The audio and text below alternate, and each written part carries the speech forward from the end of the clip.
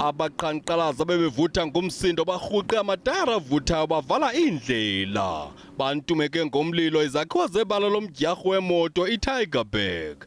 Amapolisa adubule ngeenkanunu zamanzi osinga siqhushumbisi kunye neembumbulu zerabha uchitha isiqhu sabahlali abangene ngetshova kumhlaba kamasipala.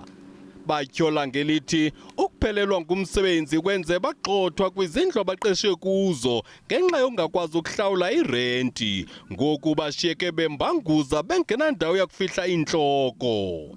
Njengoba sihlala phaa kule ndawo esihlala kuyo le yamatshotshombe, njengoba kwi-COVID-19 emsebenzini asisasebenzi konke, and then omastadi bethu, our landlords, they are fighting for ilokhuzana irenti ne.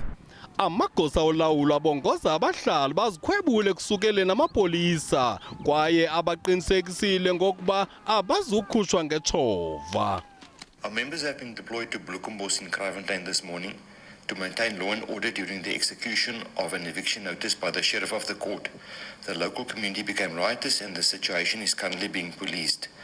Iziganeko zokuzithathela umhlaba ngetshova zikhokelele kwintlanganiso kasodolophu nomphathiswa wokuhlaliswa koluntu kwaye isixeko saseKapa sithi ukuzingenela kulo mhlaba kulibazisa iphulo lokuhlaliswa koluntu elixabisa i-R1 billion.